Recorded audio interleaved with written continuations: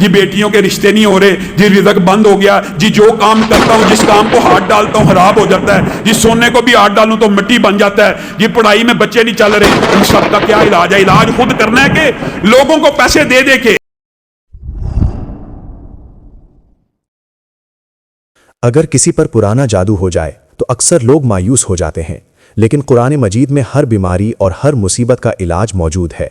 اس video میں علامہ doctor ہشام الہی ظہیر صاحب نے قرآن و سنت کی روشنی میں نہایت مؤثر اور آسان طریقہ بیان فرمایا ہے، جس سے پرانا جادو بھی اللہ کے حکم سے ختم ہو سکتا ہے۔ یہ عمل نہایت سادہ ہے مگر اس کا اثر حیران کن ہے۔ مکمل طریقہ جاننے کے لیے ویڈیو کو آخر تک ضرور دیکھیں، ممکن ہے یہی عمل آپ کی یا کسی ضرورت مند کی زندگی بدل دے۔ جتنا مرضی پرانا جادو ہو، جتنا مرضی بڑا ساحر ہو، جتنا مرضی بڑا کاہن ہو، جس طرح کا مشکل ترین جادو، چاہے قبر میں دبا کے، چاہے گڑیا کو کیل لگا کے، آپ کو پتہ مختلف جادو کی قسمیں ہوتی ہیں، سخت ترین جادو بھی اس نے کہیں دفن کیا ہوا ہے نا، صرف 100 مرتبہ صبح پڑھے، 100 مرتبہ شام پڑھے، یہ نبی محترم کی گارنٹی ہے آپ کو، یہ ہر شیطان جن اور جادو کے شر سے بچ جائے گا اس دن کے لیے۔ تو اس کو ہم نے کیا کرنا ہے؟ اپنی زندگی کا معمول بنا لینا ہے، اللہ سے وعدہ کرنا ہے۔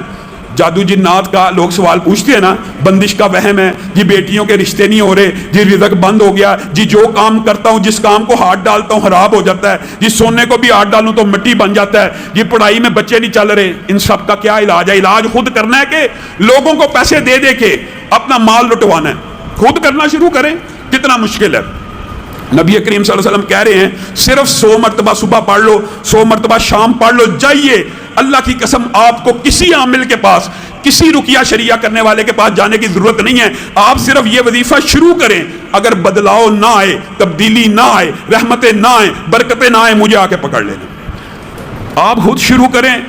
انسان یہ بھی بات یاد رکھیں، دم کرانا جائز ہے جب تک شرکیہ نہ ہو، میں انکار نہیں کرتا، میرے پاس بھی لوگ آتے ہیں میں کر دیتا ہوں، لیکن ایمانداری سے بتلائیے ہم مصروف ہوتے ہیں۔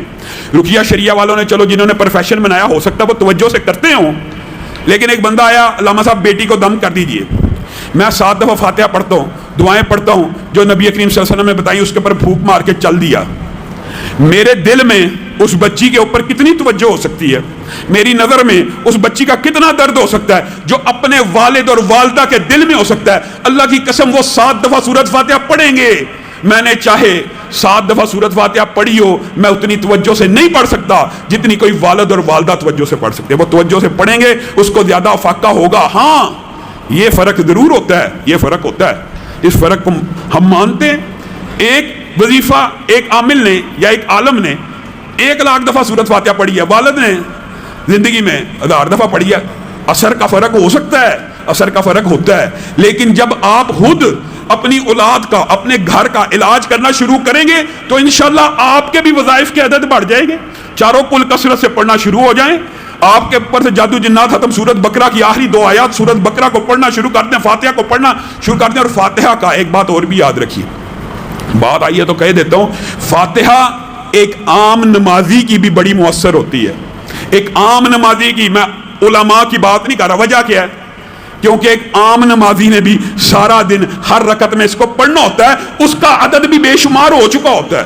یہ نہیں ہوتا اس نے بچپن سے نمازیں پڑھی ہیں، پتہ نہیں کتنی 1000 دفعہ وہ پڑھ چکا ہوا ہے۔ اس لیے سورۃ فاتحہ کو آپ نے اپنانا ہے، اور یہ جو لا الہ الا اللہ وحدہ لا شریک لہ لہ الملک ولہ الحمد وہو علی کل شیء قدیر، اس کو زندگی کے اندر 100 مرتبہ صبح اور 100 مرتبہ شام اپنی زندگی میں شامل کرنا۔ آگے چلیے، سبحان اللہ والحمد للہ ولا الہ الا اللہ واللہ اکبر ولا حول ولا قوت الا باللہ۔ یہ ایک وظیفہ ہے، کٹھا بتاتا ہوں، وقت تیزی سے گزر رہا ہے۔ ان میں سے ہر جو تسبیح ہے، سبحان اللہ ایک ایسا لفظ ہے، ایک ایسا کلمہ ہے کہ نبی کریم صلی اللہ علیہ وسلم نے فرمایا اس تسبیح کی وجہ سے مخلوقات کو رزق دیا جاتا ہے۔ اگر جانوروں کو، چرند پرند کو سبحان اللہ کہنے کی وجہ سے رزق ملتا ہے تو بندوں کو نہیں ملے گا؟